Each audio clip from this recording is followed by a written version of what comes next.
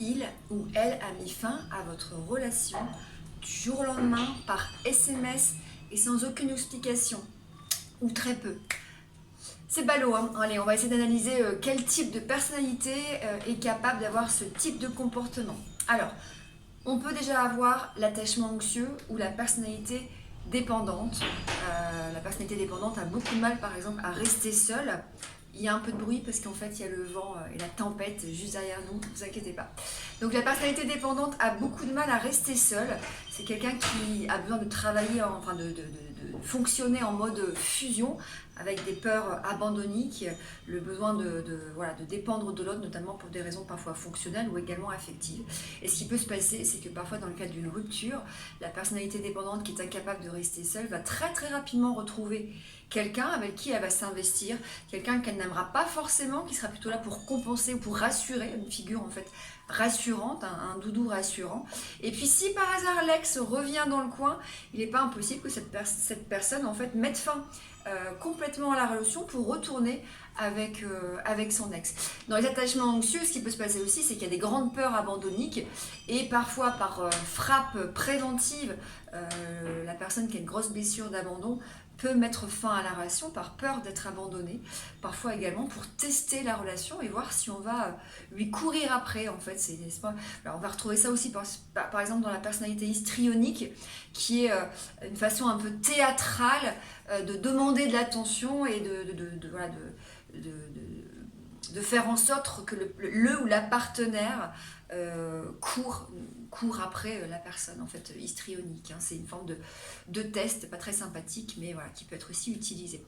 Toujours dans les attachements anxieux, on peut retrouver la personnalité borderline. Alors la personnalité borderline au moment où elle switch dans sa phase de dévalorisation. Alors dévalorisation de soi, dévalorisation de l'autre. Dévalorisation de soi, on va à un moment donné, donc par rapport à l'instabilité justement de l'image de soi, c'est ce moment où la personne borderline tombe dans cette image de je suis pas assez bien, je suis quelqu'un de mauvais, je ne suis pas à la hauteur, je n'y arriverai jamais, ma vie est nulle, voilà. Donc, et il peut y avoir également la dévalorisation de l'autre, puisque le borderline fonctionne sur un mode je t'aime, je te déteste. Et dans ce cas-là, il va y avoir vraiment voilà, une chute totale, c'est-à-dire la personne était sur un piédestal et peut-être encore la veille tout se passait bien, et puis d'un seul coup elle passe à la personne la plus détestée. Tous les défauts vont être potentiellement trouvés, on va trouver plein de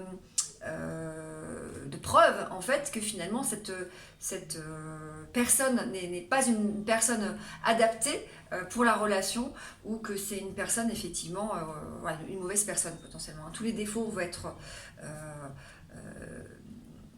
en tout cas vont être listés et vraiment il y aura un gros focus de mise sur les défauts. On va passer maintenant plutôt dans les attachements évitants. Alors on peut retrouver l'attachement évitant, mais aussi on peut retrouver les personnalités évitantes ou les personnalités schizoïdes. Dans l'attachement évitant, il y aura toujours une peur de l'engagement, de la proximité affective, ce qui fait que dès que la relation va commencer à prendre une autre tournure, l'attachement évitant va prendre peur et va se retirer. La personnalité évitante qui a, elle, une grande difficulté à communiquer et qui est systématiquement dans la fuite, qui a peur du jugement et qui à un moment donné peut se dire de toute façon je ne suis pas à la hauteur, je ne peux pas le rendre heureux, je ne peux pas la rendre heureuse, je ne suis pas capable il y a déjà en fait une croyance sur soi qui dit de toute façon c'est elle qui va me rejeter parce que je ne suis pas à la hauteur de ses attentes, je ne peux pas lui offrir ce qu'il veut ou ce qu'elle veut, et donc par frappe préventive va également à un moment donné de manière très froide et sans empathie mettre fin à la relation. Quant à la personnalité schizoïde, on est sur une personnalité qui aime pas trop qui être seule. C'est typiquement un petit peu les bergers qu'on retrouve dans la montagne avec leurs moutons. Voilà, c'est des personnes qui aiment, au contraire, qui adorent la solitude, et ça peut être compliqué effectivement pour eux, du coup, les relations tout court, y compris les relations amoureuses. On va retrouver également potentiellement la personnalité, bien sûr, narcissique. Ce n'est pas le pervers narcissique, mais on peut retrouver la personnalité narcissique, le pervers narcissique, ou tout simplement une personnalité manipulatrice qui s'est engouffrée dans l'une de vos failles, qui a compris que vous étiez plutôt là en dépendance affective, et puis qui va jouer avec vous dans cet état d'esprit. Voilà, je vais... en tout cas, je vais te sensibiliser, je vais appuyer sur ta blessure pour que quelque part tu me cours après. Dans les attachements, on a aussi l'attachement désorganisé, qui est un mélange d'attachement anxieux et d'un mélange d'attachement évitant. Donc on retrouve là typiquement le fuis-moi je te suis, fuis-moi je te fuis, avec une personne qui dit j'ai besoin de toi, j'ai besoin d'être en fusion, mais là, du jour au lendemain, je disparais parce que c'est trop pour moi, je peux plus supporter, de toute façon je suis pas une bonne personne, ça va pas bien se passer, mais à la fois tu me manques terriblement, j'ai envie de revenir vers toi.